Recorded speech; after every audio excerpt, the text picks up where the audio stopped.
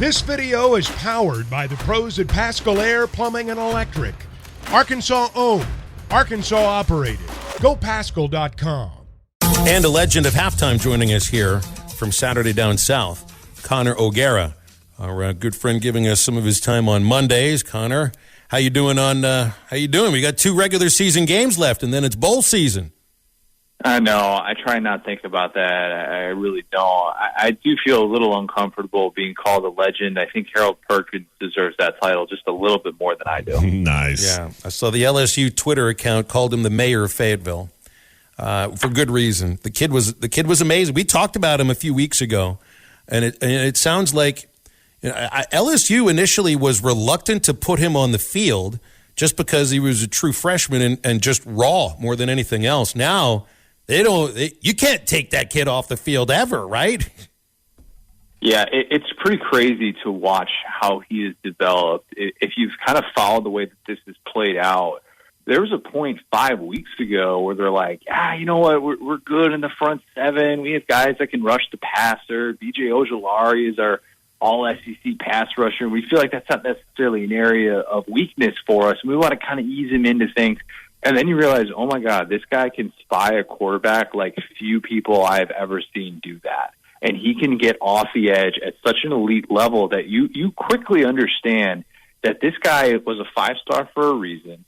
And not only was he a 5-star, but he understands both aspects of the game. His instincts, even against the run, are really, really good. And it just didn't matter who Arkansas was going to play a quarterback in that game. And I said afterwards, I actually thought KJ dodged a bullet.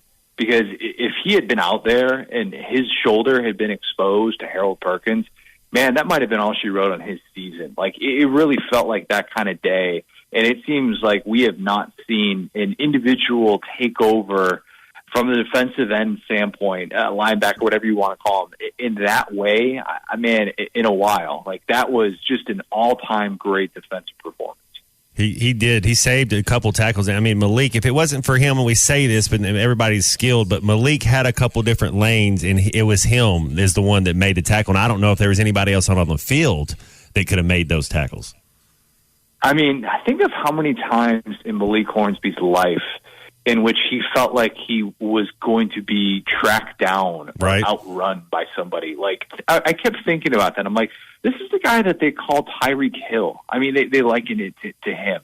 That is the kind of skill set. And even Malik Hornsby could not escape the pass rush of Harold Perkins. I mean, that just kind of tells you everything you need to know about how unbelievably talented this kid is. I was getting a little bit bothered on the broadcast when they kept saying, he doesn't even know what he's doing yet. And I'm like, no, that's not really a fair way to say that. You see the bend that he has getting off the edge. And if that's a guy who doesn't know what he's doing, then, I mean, Lord help us all when he actually figures out what he is doing. Because that was just an unbelievable all-time defensive performance that we saw out of a true freshman. Connor, it's now 2 weeks in a row that the whole script has been flipped for this Arkansas football team, which was a run-oriented offense is leading the way kind of a thing for a while there. And now you see 6 quarters in a row, defense has played tremendously well. I mean, they were able to contain Jaden Daniels, and the secondary played really well, even without Miles Slusher. But the Arkansas offensive line, which a couple of weeks ago might have been up for the Joe Moore Award, right now probably is not. And this is a team that's built on, at least offensively, great play up front and 2 or 3 guys you got to worry can run the football. And right now they are not running the football anywhere close to the way that they were, and they need this to get that 6th win. Yeah, it's not a given that they're getting to a bowl game at this point. It's not. I mean, if you've seen the Mizzou defense, that is by no means a gimme matchup. I realize they just let up 66 points and 724 total yards to Tennessee. That's Tennessee. It's the number 1 offense in the country. They hadn't allowed more than 26 points to an SEC team before that. So, I mean, yeah, that's the big frustration that I have if I'm an Arkansas fan is, wait, what about this great offensive line? What about this backfield that was supposed to have several weapons? And I realize when KJ's not out there, obviously that changes things. And when Rocket isn't at 100%, that changes things too. Dominique Johnson, him going down, you kind of add it all up, and you're realizing, wow, this backfield has dealt with some injuries that came at a really unfortunate time, and an offensive line that looked like it was going to be one of the best in the country is all of a sudden looking a lot more vulnerable, and not just because they couldn't stop Harold Perkins, couldn't stop Liberty either. So this isn't just as simple as, one guy having this great individual performance. And I think it makes you kind of have some cause for concern moving forward, because Dan Pittman's supposed to be able to troubleshoot this. If we're going to put some blame needs to be put on the head coach, who is an offensive line mastermind. And right now, this feels like a very defining time for him as a head coach. Yeah, the last 6 quarters, Arkansas defense has given up 13 points, and I would have thought we'd have won one of these games. Do you think the defense, have they found their stride? Do you think they're going to continue this against Ole Miss and be able to give us a chance to win that game? I think it should set up relatively well for what they're trying to do. I mean, Ole Miss, if you've watched them this year, Lane doesn't really want to put the ball in Jackson Dart's hand a lot. I mean, in terms of making a big-time throw, that's not really their MO. Their MO is that ground game, which, coming into last week, they were the best non-service academy rushing attack in college football. I haven't seen if that is still the case, but stopping Quinshon Judkins for 60 minutes is a tall task, and even Alabama couldn't contain him down the stretch when he set them up with that potential go-ahead touchdown opportunity that they ultimately weren't able to cash in on. But, I think that for the Arkansas defense, the way that things have turned around, you'd say, okay, you should feel good about this. But at the same time, if you're not able to get those, convert those third downs and stay on the field from an offensive standpoint, you kind of wonder about this defense and what it's going to look like later in the game, because Ole Miss will wear you down. We know last year, watching this game, which was, in my opinion, the game of the year in college football with the way that it played out with Arkansas and Ole Miss, that Ole Miss is going to run that tempo just like Arkansas likes to be able to, albeit in a little bit of a different sense. But I think that would be my bigger concern, is that if Arkansas can't figure out those offensive issues, that's going to bleed over into the defensive side of the ball. Well, Phil's running back A.J. Green has been looking decent. It was probably better than Rocket as far averaging yards. You think it's just as simple as we need to change a little bit different style of running back to fix this running game? Yeah, maybe. And Alabama was willing to do that. And we found out afterwards that it was Jahmyr Gibbs had an ankle injury in that game against Ole Miss, but they went away from a guy who's been, in my opinion, one of the best running backs in all of college football, and they went with Jason McClellan, a more in-between tackles type of guy. And it kind of got Bama going a little bit in that second half against Ole Miss. And I wonder if Arkansas needs a little bit of that as well, just to be able to mix things up. And it's hard to deviate from guys who have been so successful, and they've kind of been the heart and soul to this point. And sometimes you just want to say, hey, just keep relying on them. They're going to break one. But, that's the tricky part for Kendall Briles, is figuring out when that change of pace is kind of needed and when it looks like another guy needs an opportunity to be able to get going. You know what sucks, Connor? It sucks that A&M hasn't won a game since Arkansas. I wish it was since Miami, because that was a game that they should not have won, and it's the one that Arkansas really let get away amongst all of the others.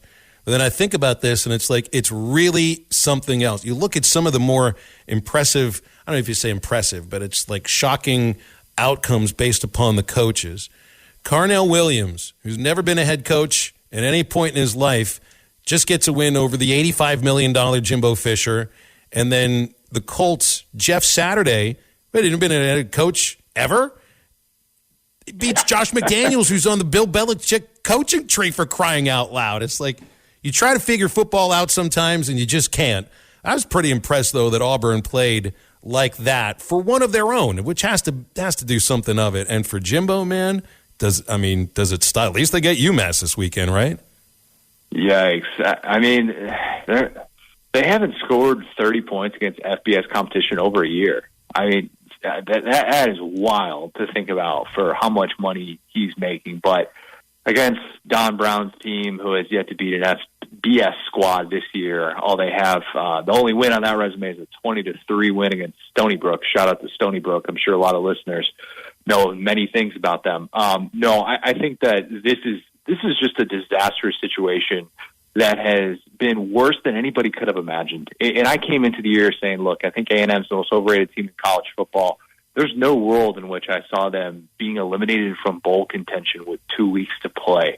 I mean, that's what we're talking about here. It's kind of covered up how disappointing of a year this has been for Arkansas, because it's been immensely more disappointing for A&M. And they've had injuries and suspensions, all those different things, but it just comes down to Jimbo Fisher not really knowing his way around an offense anymore. And it's as simple as that. You look up at those buyout numbers, which I just tweeted out again, just to remind myself of how crazy they are about, even after 2026, he's still going to be owed $48 million. I mean, that's what we're talking about here with a fully guaranteed contract.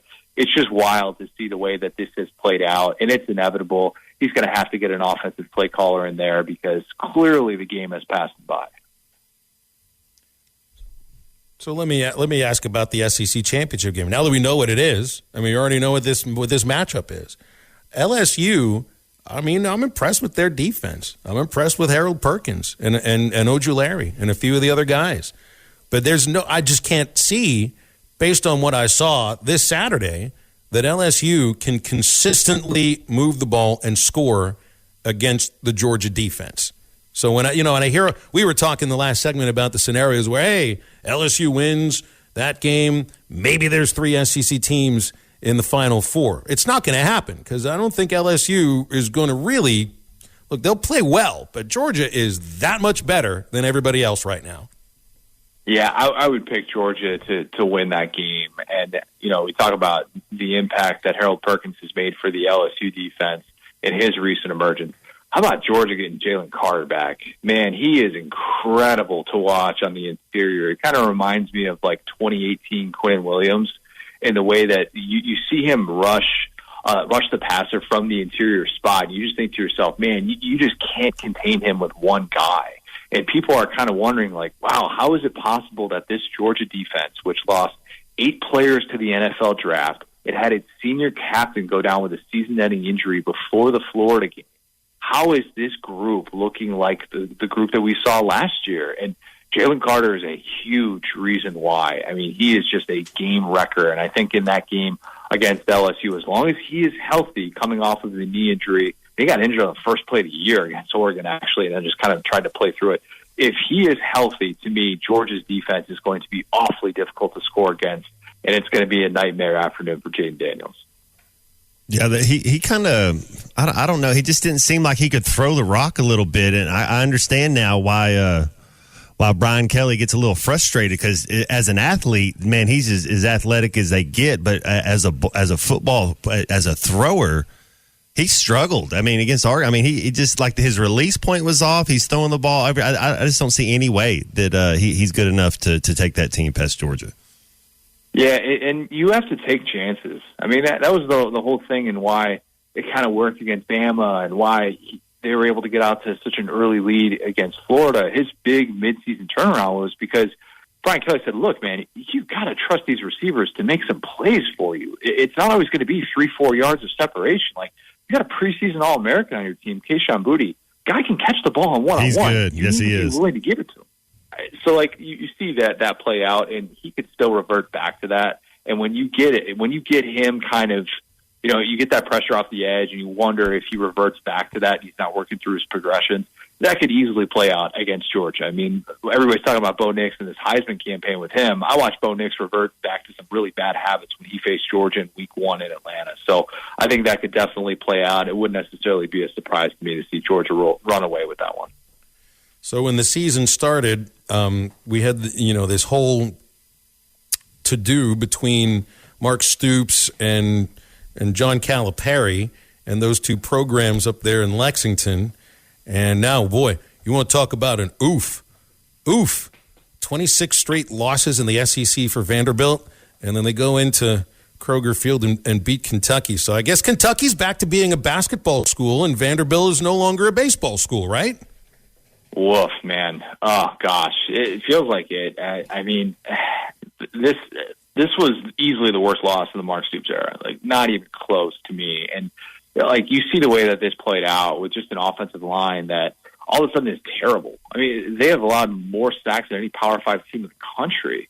Like, it is so frustrating to watch the way that this offense was supposed to progress this year. And with Rich Gangarello, the offensive coordinator, came over from the San Francisco 49ers, man, they have just not had those. They have not had those great moments, and you see even against a Vandy pass defense that was the worst in Power 5 coming into this one, they couldn't do anything, man. They couldn't do anything. And it's a huge setback, especially at the time of year. Everybody's going to turn the page. You're going to watch Kentucky in the what is it? Is it the Crosstown Classic? What is it called again on the Tuesday night thing that they have during the playoff selection show? I'm not a basketball guy, as you can tell from this, but they play in that big showcase game on that Tuesday night. It's usually in Chicago, and Kentucky fans, a lot of them will turn the page to that because when you lose to Vandy, it kind of makes you reassess everything. Yeah.